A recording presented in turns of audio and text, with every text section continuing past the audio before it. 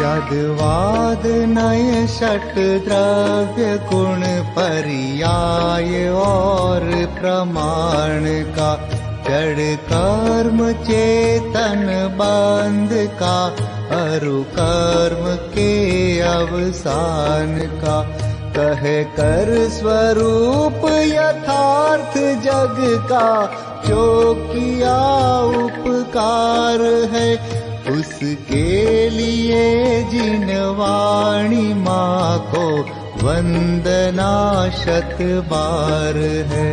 उसके लिए जिन वाणी माँ को वंदना शत बार है, वंदना शत बार है, वंदना शत बार है।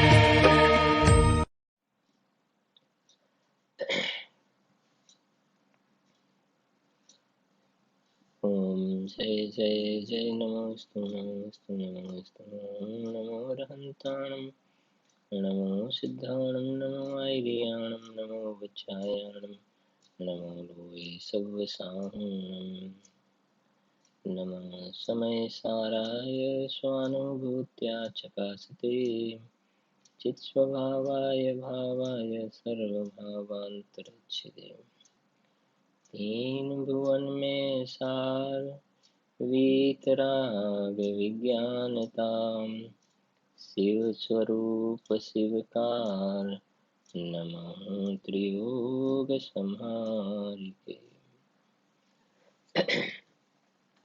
अध्यात्म प्रेमी आत्मज्ञानी पंडित श्री दौलतराम जी द्वारा रचित छडाड़ा ग्रंथ में પાંચમી ઢાળ બારે ભાવના એમાં થોડુંક સંવર ભાવનાનું આપણે એક સ્વાધ્યાય થયું હતું, પણ થોડું આશ્રવ ભાવનાનું થોડું પ્રકરણ બાકી હતું. એને આપણે ગઈકાલના સ્વાધ્યાયમાં પણ થોડી વાત કરી હતી મંગતરાયજીની આશ્રવ ભાવના સંબંધમાં. ભૂદરદાસજીની જે બે પંક્તિ છે મેં ગઈકાલે છેલ્લે સ્વાધ્યાયમાં કહ્યું પણ હતું કે તમે બે પંક્તિ સંબંધમાં વિચાર કરજો, તમને એમાંથી કેવા પ્રકારના ભાવ ખ્યાલમાં આવે છે. તમને ખ્યાલ હશે પૂજ્ય ગુરુદેવ શ્રીના પ્રવચનમાં ક્યારેક યાદ કરે છે ગુરુદેવ શ્રી એમના બચપણને, જ્યારે ધૂળીની શાળામાં ભણતા હતા એ વખતની ઘટનાને, કે એમને એક નરોત્તમભાઈ માસ્તર હતા.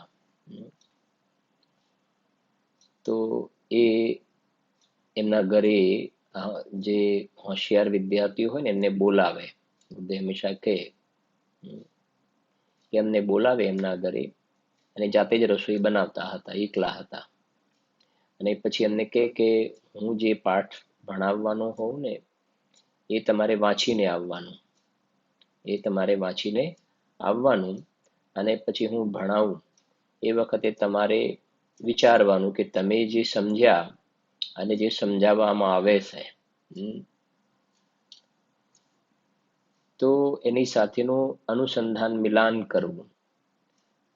આ વાત ગુરુદેવ શ્રી જે પોતાના દૈનિક વ્યાખ્યાન વખતે પણ ઘણી વખત યાદ કરીને કહેતા હતા કે એનાથી ફાયદો શું થાય છે કે તમે ઘરેથી વાંચીને ગયા હોય ને અને પછી ક્લાસમાં જે ટીચર ભણાવે તો ઉપયોગ જલ્દીથી જોડાઈ જાય છે, તરત જ જોડાઈ જાય છે કે આપણે સમજ્યા છીએ ને હવે શું સમજાવે છે. એવી રીતે આ આપણે તો બાર ભાવનાની આ ભૂદરદાસજીની વાત કરી. બાકી દૈનિક જે સ્વાધ્યાય આપણા ચાલતા હોય તો હંમેશા જે વિષય આવવાનો હોય એનું આપણે ઘરેથી વાંચન કરીને જવું જોઈએ. આપણે આપણા જ્ઞાનમાં એને સમજવાનો અંદરમાં અભ્યાસ કરવો જોઈએ, જ્ઞાનને કેળવવું જોઈએ એ જાતિનું. અને એ સ્વાધ્યાય પૂરું થયા પછી પણ એનું ચિંતન મનન ઘોલન કરવું જોઈએ કે આ વિષય શું આવ્યો. બરાબર છે ને? બે વસ્તુ થઈ ગઈ. જેમાં ભોજનમાં નથી કહેતા કે જમ્યા પહેલા પેલું સ્ટાર્ટર અને જમ્યા પછી મુખવાસ હોય છે ને, આ રસનાનો આહારનો લોભીઓ જીવ. એવી રીતે આ આત્માના અતિન્દ્રિય આનંદ ભોજન માટેની વાત છે ને, કે જે વિષય ચાલવાનો હોય એનો અંદરમાં વિશેષ પરિપાક બને, વિશુદ્ધતા વધારે થાય, એટલે પહેલા પણ વિષય વાંચવું અને ચાલી ગયા પછી એને વાગોળવું પણ જોઈએ. અને ખરી વસ્તુ તો કેવી છે કે આત્માર્થી મુમુક્ષુ જીવને આ બધું એના જીવનમાં સહેજ જોવામાં આવે છે. કોઈ એવું એને ભારરૂપ નથી લાગતું, એને બોજો નથી લાગતો આવું કરવું પડે. સહેજ એને અંદરમાં આવું બધું ગમે છે. આ એક આત્માર્થીના લક્ષણ છે. સહેજ એને આ બધું ગમે છે. એને બોજાની વાત તો છોડો, ઉપરથી અંદરમાં એને આવું પસંદ પડે છે. બે વસ્તુ અલગ થઈ ગઈ ને.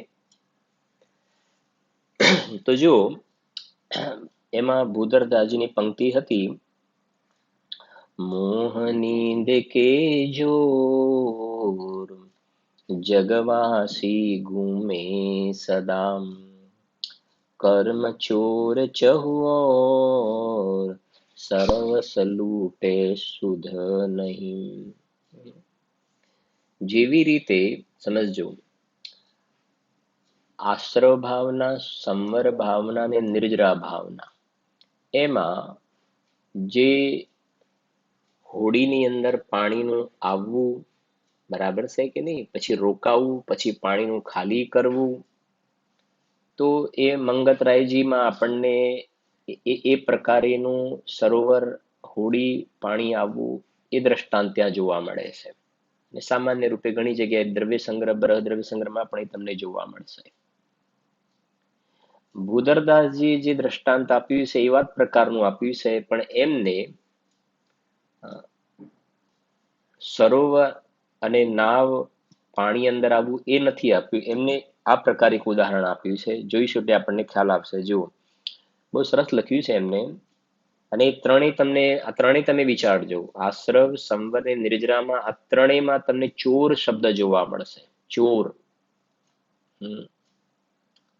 જેમ કર્મનું આવવું, પછી કર્મ આવતા રોકાયા, અને પછી કર્મ ખેરવી નાખ્યા. તો એમને અહીંયા કર્મ માટે ચોર શબ્દનો પ્રયોગ કર્યો છે. કર્મ ચોર, કર્મ માટે ચોરનો શબ્દ પ્રયોગ કર્યો છે. બરાબર છે કે નહીં? અને ચોર ક્યાં આવે? હોડીમાં ચોર આવે, સરોવરમાં હોડીમાં ચોર આવે. ચોર ક્યાં આવે? કે આપણે ઘરની અંદર ચોર આવે. એટલે એમને એ દ્રષ્ટાંત આપીને આશ્રવ ભાવના, સંવર ભાવના અને નિર્જરા ભાવનાને સમજાવ્યું છે. બરાબર? જો, મોહ નીંદ કે જોર જગવાસી ઘૂમે સદામ, કર્મ ચોર ચહુઓર સરવસ લૂટે સુધ નહીં. શું કહે છે અહીંયા? નિદ્રાની ઉપમા આપીને ચોર.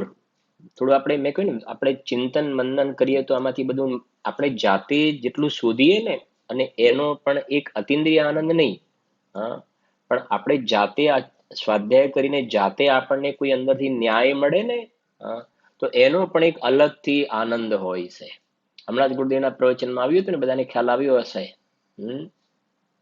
કે પેલા શંકરાચાર્યની વાત કરી હતી ને. શંકરાચાર્ય જે લૌકિકમાં થયા ને, અને પેલો જે પેશવા, મોટો રાજા પેશવા, એ જ્યારે શંકરાચાર્યના પગ ધોવે છે ને, એટલે પેલા પેશવાને મનમાં એમ થાય છે કે હું તો મોટો રાજા, મારા હાથ નીચે કેટલાય મોટા મોટા માણસો ને હું મોટો રાજા, અને હું આ શંકરાચાર્યના પગ ધોવું છું ને, તો શંકરાચાર્યની અંદરમાં કેટલી ખુશી થતી હશે. હમણાં હતું ને ગુરુદેવજીના પ્રવચનમાં, ઇષ્ટોપદેશના, તો શંકરાચાર્યને કેટલો આનંદ આવતો હશે. તો શંકરાચાર્યને એના ફેસ રીડિંગ ઉપરથી આમ જરાક મોઢું મરક્યું ને, એટલે શંકરાચાર્યએ કહ્યું કે સાંભળો પેશવા, તમને એમ થતું હશે કે તમે અમારા પગ ધોવો છો તો એથી અમને કેટલો આનંદ આવતો હશે. તો કહે છે કે એ તમે ભૂલમાં છો, તમે ભૂલમાં છો. ખરી વસ્તુ એ છે કે અમને આ લૌકિકમાં જે કાલ્પનિક શાસ્ત્ર કહેવાય ને એની વાત છે ત્યાંની.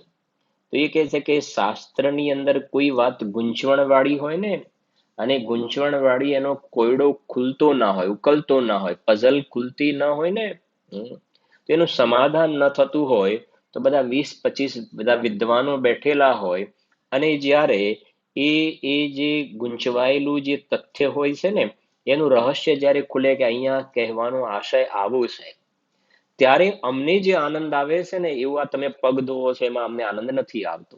આવું કહ્યું છે ને, એમાં અમને આનંદ નથી આવતો.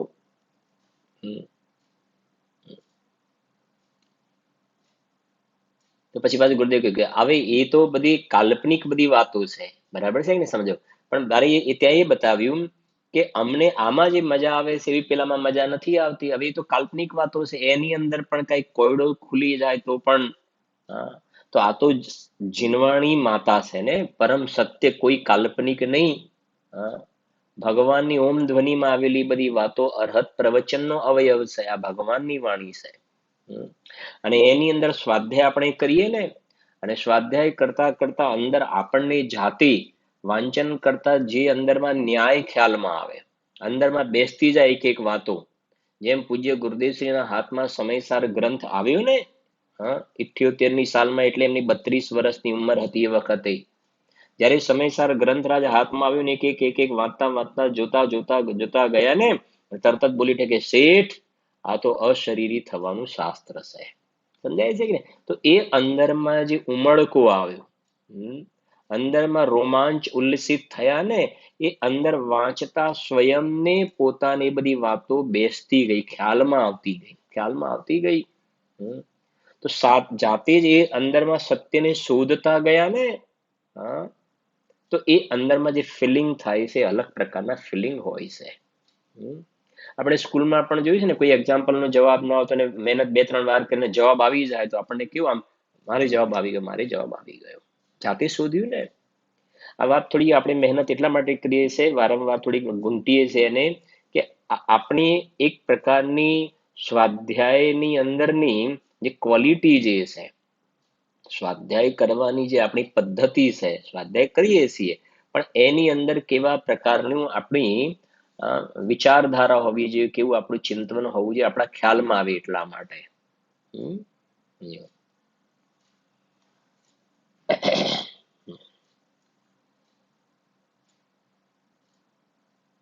એટલે કહે છે, જુઓ શું કહે, સમજો. તમે જોજો, થોડો વિકલ્પ હતો, પણ હવે જોતા નથી આપણે. પેલા બાજીરાવ, શું કહેવાય, આપણે પેશવાનું નામ બાજીરાવ કે જે કંઈ હોય, એ વખતના જે પેશવા હશે, તો એનું ગુરુદેવે વાત કહી છે. પછી હશે તો તમને ખાલી પેજ નંબર કહીશ, બધું વાંચતા નથી અત્યારે. સાંભળીએ હવે શું કહે છે, સમજો. મોહ નીંદ કે જોર જગવાસી ગુમે સદા, કર્મ ચોર ચહુ ઓર સર્વસ્વ લૂટે સુધ નહીં. તો અહીંયા જે 3-3માં આશ્રવ, સંવર અને નિર્જરા, ત્રણેયની અંદર આ ચોરની ઉપમા આપેલી છે. બરાબર છે કે નહીં? તો જોઈએ હવે કે નિદ્રા અને ચોર, બરાબર. તો આપણે રાત્રે ઘરમાં સૂઈ ગયા છીએ, એકદમ ઘોર નિંદ્રામાં છે, ઘોર નિંદ્રામાં. અને એટલે લખ્યું છે, એ નિદ્રા કેવી છે, ઘોર નિંદ્રાની અંદર. તો ઘરની અંદર ચોર લોકો જે છે, તાળું તોડી, બારણા ખોલી ઘરની અંદર આવી ગયા, અને આવીને ઘરની અંદર તિજોરી ખોલી નાખી, બધું સોનું ચાંદી ધન બધું દાગીના હતા ને, બધું પૈસા વગેરે બધું જ આખી તિજોરી ખાલી કરી નાખી.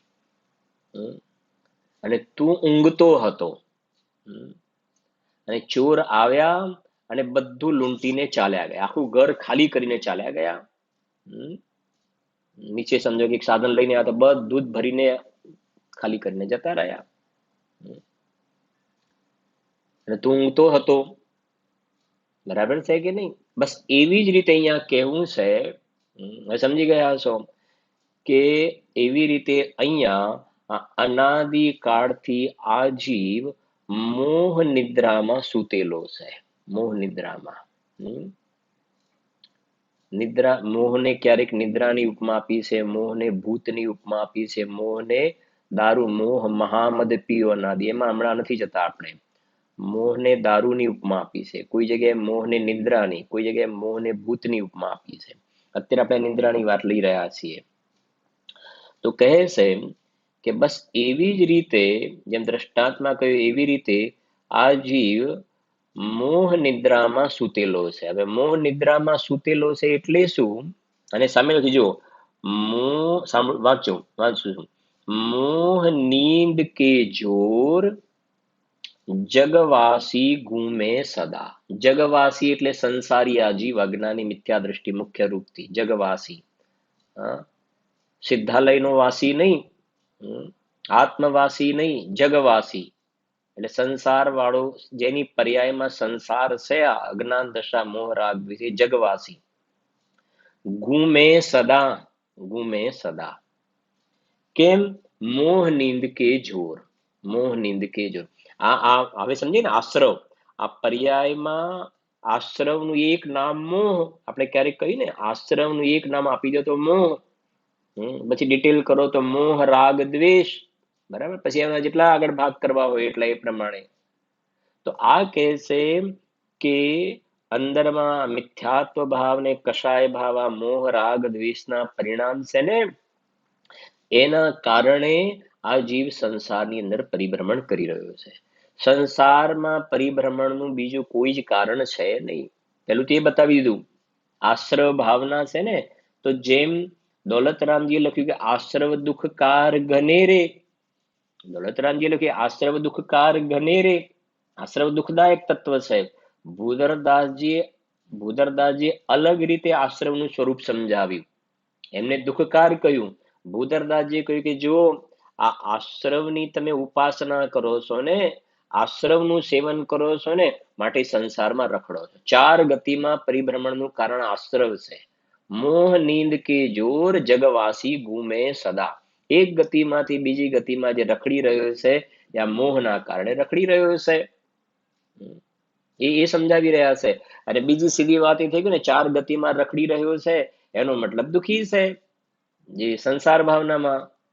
ચહું ગતિ દુઃખ જીવ ભરી હે, પરિવર્તન પંચ કરી હે, સબ વિધિ સંસાર સારા, યા મેં સુખ નાહી લગારા.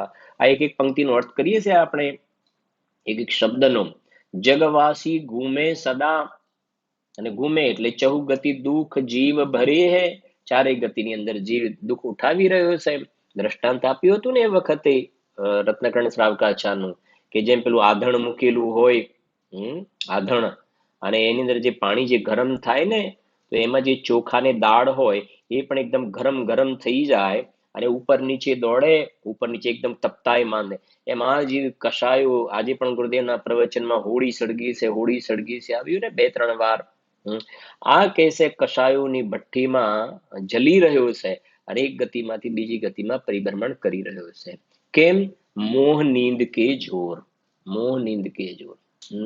મોહ રૂપી નિદ્રામાં પડેલો છે ને, એટલા માટે. જગાયા તુમને કિતની બાર, હુઆ નહીં ચિર નિદ્રા કા અંત.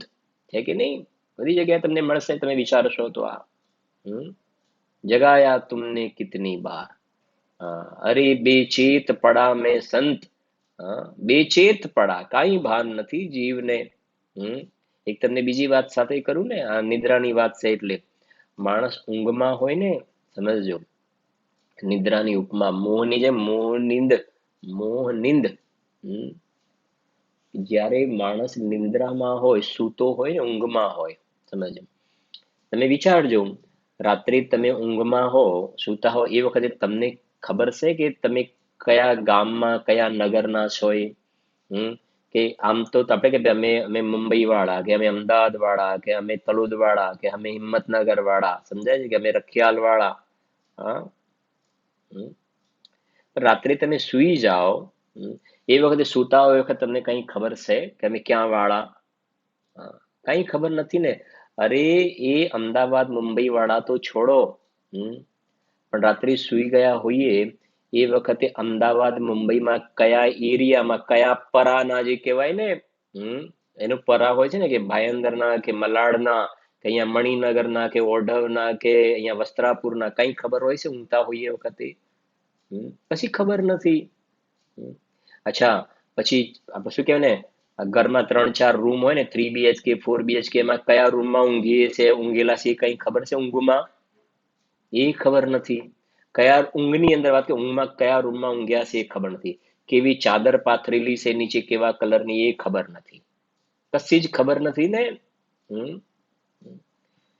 આ નિદ્રાની વાત ચાલે. તો જેમ માણસ ઊંઘમાં હોય એ વખતે હું કયા નગરમાં, કયા એરિયામાં, કયા રૂમમાં, નીચે શું પાથર્યું છે, કશી જ ખબર નથી હોય, એ નિદ્રા. એવી રીતે આ મિથ્યાત્વની નિદ્રામાં, મિથ્યાત્વ મોહમાં પડેલા જીવને હું કોણ છું, ક્યાંથી આવીને જન્મ ધર્યો છે, મરીને ક્યાં જઈશ, જેમ નિદ્રામાં સૂતેલા પુરુષને કાંઈ જ ખબર નથી, એવી રીતે અજ્ઞાની મિથ્યા દ્રષ્ટિ જીવને હું એક શુદ્ધ સદા અરૂપી જ્ઞાન દર્શનમય ખરે એવી એને કાંઈ ખબર છે નહીં, કશી ખબર નથી. વાસ્તવમાં પોતે કોણ છે, આ શરીરથી ભિન્ન પોતે ભગવાન આત્મા છે, રાગથી પણ અંદરમાં પોતે જુદું તત્વ છે. એવી જેમ પેલા ઊંઘમાં પડેલા પુરુષને ખબર નથી, એવી રીતે આ મોહ નિદ્રામાં મિથ્યાત્વમાં સૂતેલા જીવને વાસ્તવમાં પોતાની સત્તા કઈ છે એ સંબંધની કાંઈ એને વિવેક છે ને, કાંઈ ખબર નથી એને. કે હું અનાદિ અનંત ટંકોત્કીર્ણ જ્ઞાયક ભાવ છું, ખબર નથી. એટલે શ્રીમદજીએ લખ્યું ને, બહુ ઘણા, આમાં તો કેટલું બધું ભરેલું છે. શ્રીમદજીએ લખ્યું છે એટલા માટે એક વાત, કોટી વર્ષનું સ્વપ્ન પણ જાગ્રત થતા સમાય, તેમ વિભાવયનાદિનો જ્ઞાન થતા દૂર થાય. વિભાવ એટલે આશ્રવ. કોટી વર્ષનું સ્વપ્ન પણ, સમજી ગયા ને, નિદ્રામાં છે ને સ્વપ્નું જોવે છે, સ્વપ્નું જોવે છે, કોટી વર્ષનું લખ્યું. એમ સમજો લાંબુ સ્વપ્નું ચાલે છે. અને પછી એકદમ જાગ્યા, કશું નથી, કાંઈ નથી, સપનું હતું. જાગ્રત થતા સમાય. હવે શું લખ્યું છે ત્યાં? કોટી વર્ષ લખ્યું, અને અહીંયા આવે તેમ વિભાવ અનાદિનો, અનાદિનો આ મોહ નિદ્રામાં સૂતેલો છે.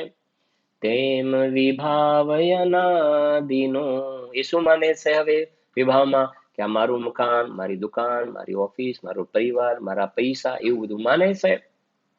તેમ વિભાવયનાદિનો જ્ઞાન થતા દૂર થાય. જેમ પેલો લૌકિકમાં સૂતો હતો ને જાગ્યો ને, અરે ક્યાં રાજા ને ક્યાં મહેલ ને, હું શું ક્યાં સપનામાં હતો.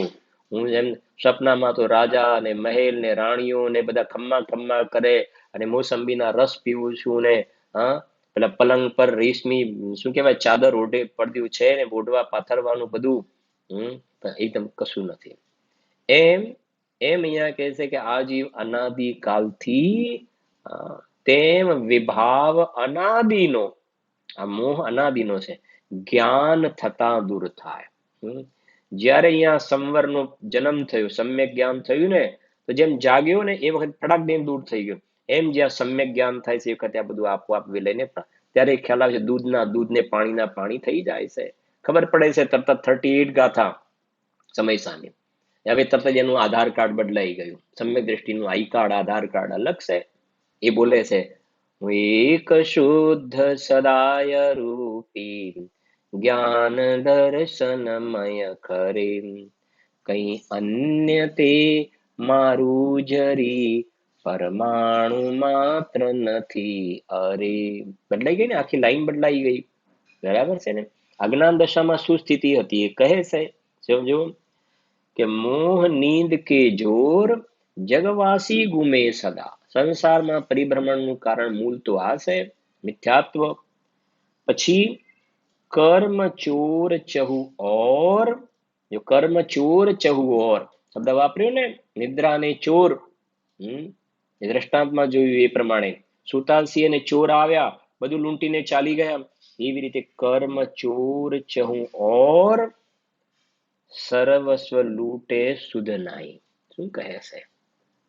કર્મ ચોર ચહું ઓર સર્વસ્વ લૂટે સુધી નાઈ. જો સમજો કે સર્વસ્વ લૂટે સુધી નાહી. સુધી નાહી એટલે મિથ્યા દ્રષ્ટિ, બે ભાન છે ને, કઈ ખબર નથી. સુધી નાહી અને શું લૂંટાઈ ગયું હવે સમજો. કર્મ ચોર ચહુ ઓર. કર્મ ચોર ચહુ ઓર એટલે આપણે ભણ્યા પણ છીએ, અહીંયા આ મોહના પરિણામ થયા. મોહ રાગ દ્વેષના વિકારી ભાવ થયા. મોહ નિદ્રામાં જીવ સૂતો છે તો થાય છે શું કે કર્મ ચોર ચહુ ઓર. કારમાણ વર્ગણા બધે ભરેલી છે. આખા લોકાકાશની અંદર વર્ગણાઓ બધી ભરેલી છે. તો કહે છે કે કર્મ ચોર ચહુ ઓર. હવે તું અહીંયા ઊંઘે છે, બેનસીના વતનામૃતનો બોલ છે, બહુ સુંદર બોલ છે. તું ઊંઘે છે માટે કર્મ આવે છે, સમજો. તું એક છો, સમજો. કર્મ અનંત છે પણ તું એક હોવા છતાં અનંત શક્તિશાળી છો. વચનામૃતનો બોલ છે, બતાવું તમને, 1-2 મિનિટમાં મળી જશે મને. 216 કે અનાદિકાળથી આ જીવને એક સમય માત્ર શુદ્ધોપયોગ થયો નથી. બહુ સરસ બોલશે, મળી જશે તો ખરો.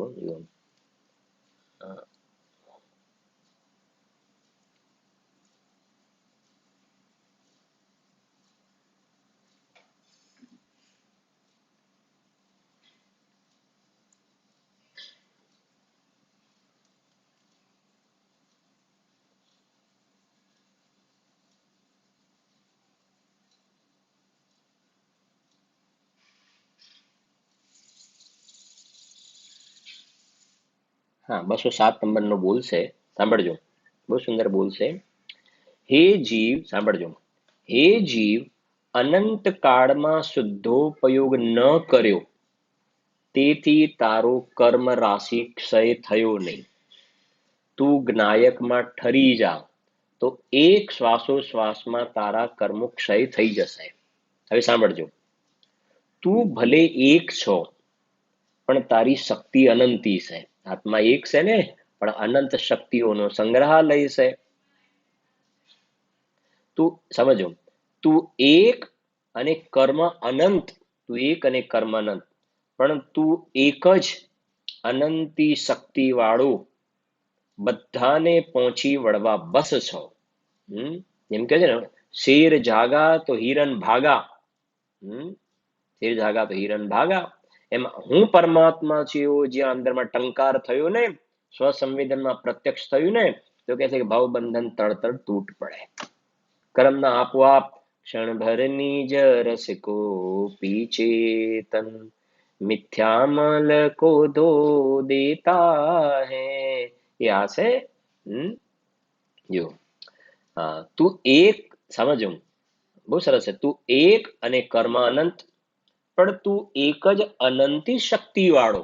ગુરુદેવના શબ્દોમાં એક એક શક્તિના ટંકારે જીવ કેવલ જ્ઞાન લઈને ઉભો થઈ જાય, એવું તું સામર્થ્યવાન તત્વ છો, પાણી વાળો.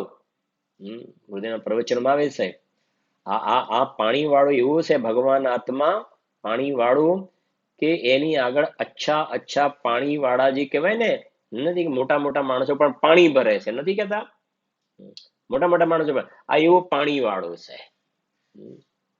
પાણી વાળો એટલે તાકાત વાળો. પાણી વાળો એટલે પાછા આપણે કે વોટર વાળો એવું નહીં. પાણી વાળો તાકાત વાળો. તો એવો તાકાત વાળો છો. જો એક જ અનંતી શક્તિ વાળો, બધાને પહોંચી વળવા બસ છો. હવે સાંભળજો. તું ઊંઘે છે માટે બધા આવે છે. ઊંઘે છે એટલે સમજી ગયા ને, આપણે જે પંક્તિ કહી રહ્યા છે, મોહ નીંદ કે જોર. ઊંઘે છે એટલે હું મનુષ્ય છું, હું પુરુષ છું, હું સ્ત્રી છું, હું યુવાન છું, હું બાળક છું. એનું નામ ઊંઘે છે. અમે શું કે, અમે નોકરિયાત છીએ, અમે ધંધાવાળા છીએ, અમે કારખાના વાળા છીએ. ઊંઘે છે એ કહે છે, ઊંઘે છે તું. સાંભળજો, તું ઊંઘે છે માટે બધા આવે છે. કર્મ ચોર ચહુ ઓર, આ એનું સ્પષ્ટીકરણ. કર્મ ચોર ચહુ ઓર આવે છે કર્મ ચોર ચહું ઓર સર્વસ્વ લૂટે સુધી નાહી. એ કહે છે તું ઊંઘે છે માટે બધા આવે છે. અહીંયા વિપરીત માન્યતા છે તો કર્મ આવીને ચોંટે છે. પછી તું જાગ તો બધા એની મેળે ભાગી જશે. તું જાગ તો બધા એની મેળે ભાગી જશે. એની મેળે ભાગી જશે એટલે કહ્યું ને, કર્મનો નાશ કરવામાં, કર્મમાં કશું જ નથી કરવાનું. દ્રવ્ય કર્મમાં તો છોડો, ભાવ કર્મનો નાશ કરવા માટે એમાં કશું નથી કરવાનું. દ્રવ્ય ઘાતી ને ભાવ ઘાતી બેનો નાશ કરવા માટે એમાં કશું નથી કરવાનું. અંતર્મુખ અવલોકતા વિલય થતા નહીં વાર આપોઆપ ચાલ્યા જશે. એટલે બહુ સરળ. તું ઊંઘે છે માટે કર્મ આવે છે, અને તું જાગ તો બધા એની મેળે આપોઆપ ચાલ્યા જશે. એમાં તારે કશું નથી કરતું. માત્ર જેમ કહે ને, હજારો કરોડો વર્ષનું રૂમમાં અંધારું હોય, ઘરની અંદર કરોડો વર્ષનું અંધારું હોય ને, તો અંધારાને દૂર કરવા માટે અંધારામાં કશું જ નથી કરવાનું. એક આમ બસ લાઈટ ચાલુ કરીને અંધારું આપોઆપ ભાગી ગયું. અંધારાને કઈ લાકડીઓથી ભગાડવાનું એવું કઈ નથી કરવાનું, કશું જ નથી કરવાનું. એક ટોર્ચ બસ આમ કરીને અંધારું ભાગી ગયું. એમ સ્વસંવેદનમાં હું પરમાત્મા છું, પરમેશ્વર છું ને 38 નંબરની જે ગાથા યાદ કરી, મુઠ્ઠીમાં રાખેલું સુવર્ણ ભૂલી ગયો તને જોઈ લીધો અંદરમાં ભગવાનને સ્વસંવેદનમાં, તો બસ બેડો પાર થઈ ગયો. ત્યાં કર્મ આપોઆપ ભાગી જાય છે. અલ્પકાલમાં જીવ પરમાત્મા બની જશે.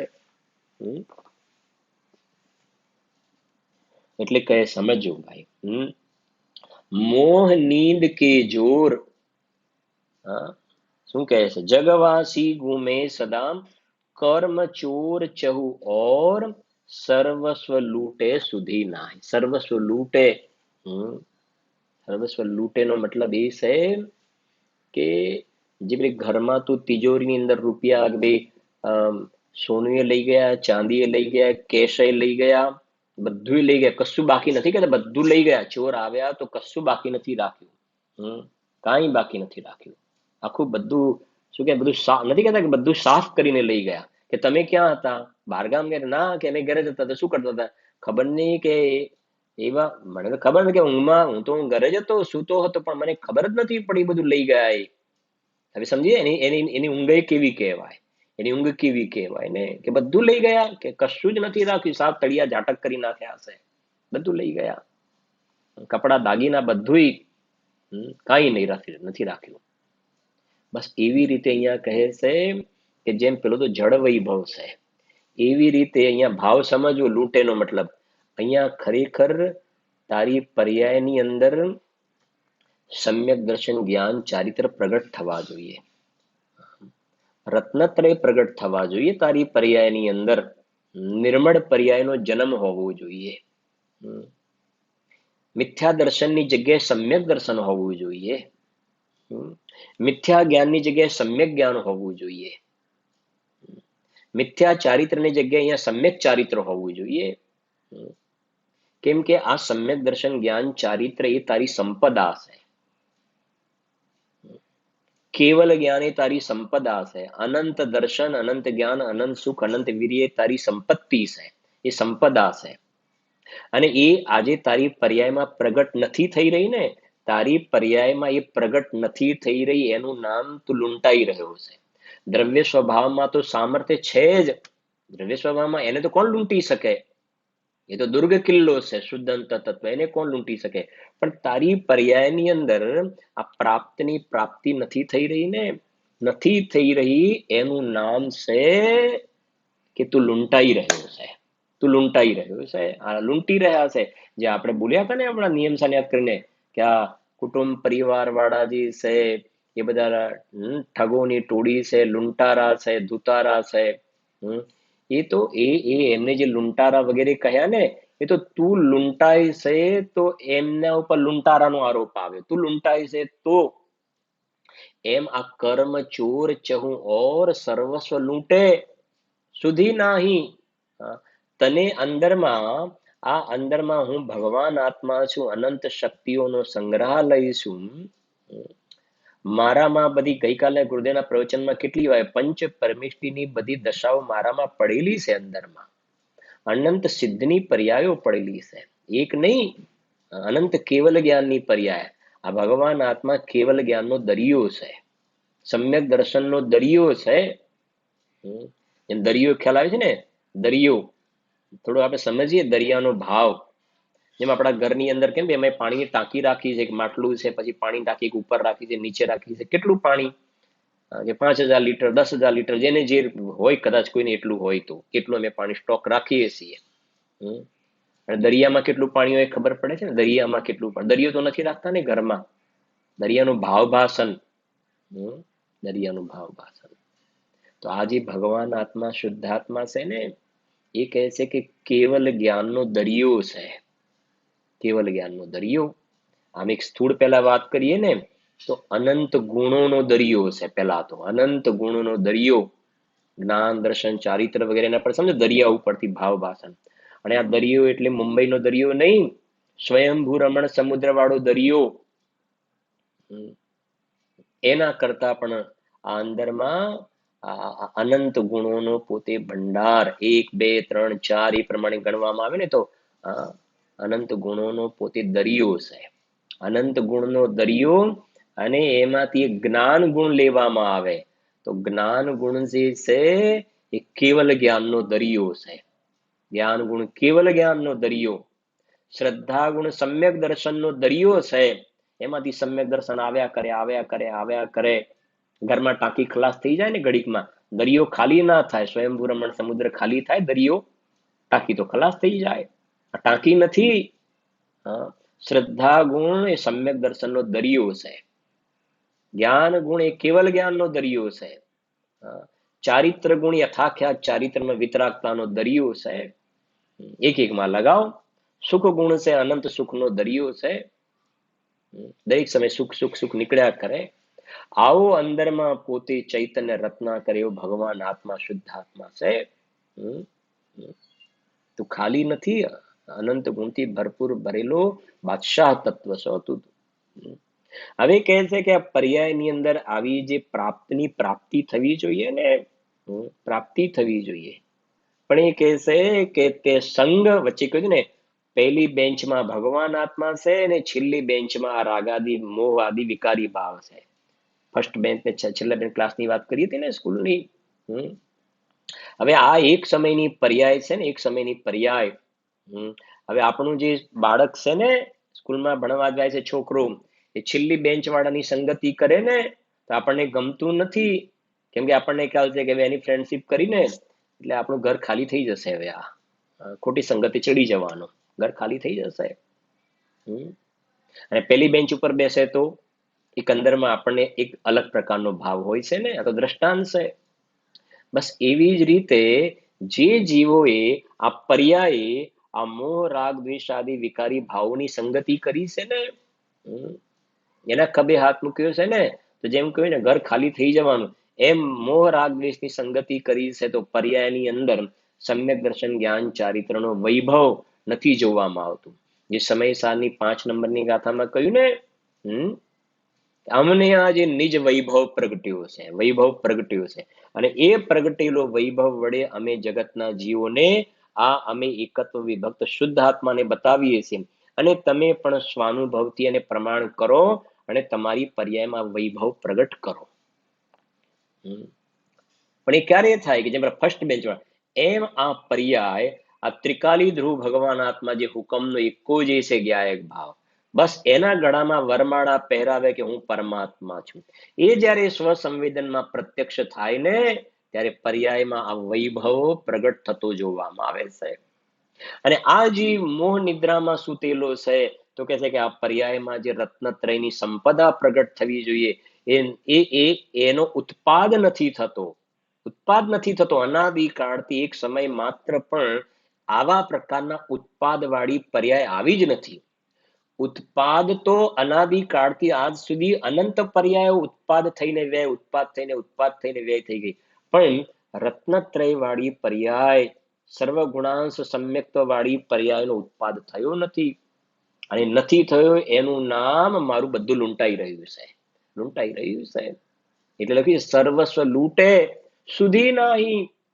જેમ કહ્યું ને કે ભાઈ આખું ઘર સાફ કરીને તમને ખબર ના પડી કે તમે શું હતા, કે અમે ખબર નહીં ઊંઘ કેવી હતી. એના પરથી સમજાય છે કે આ જીવની ઊંઘ કેવી, આ મિથ્યાત્વ કેવું, અજ્ઞાન કેવું, કસાય કેવી આની. હમ, કે આ પોતે, હા, અંદરમાં જે પેલા ઘરમાં જ બધા નિધાન હતા, એમ પોતે અંદરમાં ચૈતન્ય ગુણ રત્નાકર આવા એક એક ચૈતન્ય નિધાનથી પોતે ભરેલો હોવા છતાં પણ પર્યાયની અંદર આ મોહ રાગ દ્વેષ કસાય ભાવોનું સેવન કરીને લૂંટાઈ રહ્યું છે. સર્વસ્વ એનું લૂંટાઈ રહ્યું છે, લૂંટાઈ રહ્યું છે. અને બીજો થોડો હજુ આગળ અર્થ કરીએ ને, સર્વસ્વ લૂંટે તો લૂંટાઈ તો રહ્યું છે, પર્યાયમાં વ્યક્ત નથી એટલે. અને સાથે બીજી રીતે વાત કરીએ ને, સમજજો, કે સવારે ઉઠ્યા આપણે, સમજો જરા ધ્યાનથી. આ એક તો અર્થ આ કર્યો કે વર્તમાનમાં પ્રગટ નથી, લૂંટાઈ રહ્યું છે, બધું લૂંટાઈ રહ્યું છે એનું. બીજો અર્થ કે સવારે ઉઠ્યા તો જોયું બધું ખાલી ખમ, કાંઈ જ નથી. તો કે છે બધું જે આજ હતું બધું હતું અમારી પાસે, બીજું બેંકમાં કશું બીજું કશું જે હતું અમે ઘરમાં જ રાખતા હતા, બધું ઘરમાં જ રાખતા હતા. તો રોડ ઉપર આવી ગયા, કશું જ નથી. કેમ કે અમે બેંકો બધું બંધ કરી, અમે બધું ઘરમાં જ રાખતા હતા, સાફ થઈ રોડ ઉપર આવી ગયા. એવી રીતે અહીંયા કહે છે, તમે જો, સર્વસ્વ લૂંટે એટલે અત્યારે તાર્યા દુર્લભ મનુષ્ય ભાવ, જૈન કુળ, આવી જાતિની સર્વોત્કૃષ્ટ વાત સમજવાનો યોગ, બધી ઇન્દ્રિયોની બરાબર આ પ્રમાણે સંભળાય, દેખાય, બધી પ્રકારનો સુયોગ છે, બધી પ્રકારનો સારો નિયોગ બનેલો છે અત્યારે તને. અને તું આ આત્માની આરાધના નથી કરતો, અને આ મિથ્યાત્વની ભૂમિકામાં જ રહે છે, તું આશ્રવોની જ ઉપાસના કરે છે ને, તો કહેશે કાલે એવા ઉદય આવશે ને કે જે કોઈ તું નરકમાં ચાલ્યો જઈશ, એકેન્દ્રિયમાં ચાલ્યો જઈશ, બે ઇન્દ્રિયમાં ચાલ્યો જઈશ, કીડા મકોડામાં, ગરોડીમાં ચાલ્યો જઈશ, વંદામાં ચાલ્યો જઈશ. અસંગની પર્યાયમાં ક્યાંય પૃથ્વીકાય, જલકાય, સ્થાવરકાયમાં જન્મ થઈ જશે કશેક. આજે જ હતું ને ગુરુદેવના પ્રવચનમાં, દેવો પોતાના પુણ્યને તિર્યંશમાં ચાલ્યા જાય છે, બોલ્યા ને ગુરુદેવ, ઢોરમાં ચાલ્યા જાય છે ને એકેન્દ્રિયમાં, બે બોલ્યા, એકેન્દ્રિયમાં અને ઢોરમાં ચાલ્યા જાય છે દેવો. યાદ કર્યું ને, કેટલું હતું કે દેવો તો સુખી ખરા કે નહીં, સુખી ખરા કે નહીં, હા, ચાલ્યા જાય છે ત્યાં. પછી તું પણ ચાલ્યો જઈશ, સર્વસ્વ લૂંટે એ દેવોનું પુણ્ય, બસ એવી રીતે તારું આ પુણ્ય પણ ચાલ્યું જશે ને બહારમાં એવી અસંગની પર્યાયમાં ચાલ્યો જઈશ. પછી ત્યાંથી પાછો ક્યારે આવે, ફરી આવી જાતિનો અવસર ક્યારે, એનું નામ છે સર્વસ્વ લૂંટે. એટલે હંમેશા આપણે કહીએ ને કે બાર ભાવના, એ બાર ભાવનાના ફલમાં અતિન્દ્રિય આનંદનો જન્મ થવો જોઈએ. એનો અર્થ એ થયો કે અંદરમાં ભાવનાના ફલમાં ત્રિકાલી ધ્રુવ ભગવાન આત્મા તરફ આપણો ઉપયોગ અહીંયા આવવો જોઈએ. આ બધાના ચિંતનના ફલમાં પ્રતિક્રમણ થઈને, બહારથી પ્રતિક્રમણ એટલે પાછો વળીને જીવ અંદરમાં આવવાની એવી એની પરિણતિ બને, બહારથી વ્યાવૃત થઈ જાય અને અંદરમાં બસ એ ઉઘાડ ન્યાય નેત્રને નિહાળ, એવા પ્રકારની તું રૂચતા જગતની રુચિ આળસે સૌ. તો બરાબર છે, વાંચીએ જુઓ. મોહ નીંદ કે જોર જગવાસી ઘૂમે સદા. મોહ નીંદ કે જોર, આ મોહ નીંદ કે જોર એટલે આ દ્રવ્ય કર્મ નથી લેવાના, જડ કર્મ નહીં. મોહ નીંદ કે જોર એટલે પોતે જ આ પર્યાયમાં આ મિથ્યા દર્શન વગેરે જે ભાવ પોતે કરી રહ્યો છે એની વાત છે, પોતાના અપરાધની. મોહ નીંદ કે જોર જગવાસી ગુમે, ગુમે સદા. આ બધાને ગુમવાના શોખ હોય છે ને, ભવવન મેં જી ભર ગુમ ચુકા, ભવवन में जी भर गुम चुका लेकिन जी नहीं भरा, હજુ ગુમવાનું બાકી છે. જો જગવાસી ઘૂમે સદા, કર્મ ચોર ચહુ ઓર, કર્મ ચોર, કર્મ ચોર લખ્યા. અહીંયા જે કર્મ ચોર એટલે કર્મ ચોર ચહુ ઓર એટલે આ દ્રવ્ય કર્મ, એટલે દ્રવ્ય કર્મ, બરાબર છે ને. પેલો મોહ નીંદ કે જોરે ભાવ કર્મ, અને એના કારણે જીવ સંસારમાં રખડે છે. પરદ્રવ્યંતે પ્રીતિ જો, है संसार अबोध, ताको फल गति चार में, ભ્રમણ કયો શ્રુત શોધ. સંસાર ભાવનામાં પંડિતજીએ કહ્યું, જયચંદજી સાહેબે, હા, પરદ્રવ્ય પ્રત્યે પ્રીતિ ભાવ. તો એ પ્રીતિ ભાવ એ ભાવાશ્રવ, એ અહીં પહેલી લીટીમાં કહ્યું. અને બીજી લીટીમાં એ કહી રહ્યા છે, કર્મ ચોર ચૌઓર. તો કર્મ બધી જગ્યાએ છે, અને જીવ જેવા ભાવ કરશે એ પ્રકારે તરત જ કર્મ એની સાથે આવીને ચોંટી જાય છે. અને જે કહ્યું ને, પ્રકૃતિ, પ્રદેશ, સ્થિતિ, અનુભાગ, પછી એનો આબાદા કાળ વગેરે પૂરો થાય પછી ઉદયમાં આવતા જોવામાં આવે છે, જેની એક વ્યવસ્થિત વ્યવસ્થા છે. કર્મ ચોર ચહુ ઓર, સર્વસ્વ લૂટે શુદ્ધ નાહી. શુદ્ધ નાહી એટલે આને ખબર જ નથી. આને જે કઈ પેલો માણસ ઊંઘતો હોય અને ઘર ખાલી થઈ રહ્યું છે, લૂંટારા લૂંટીને, પણ એને ખબર જ નથી.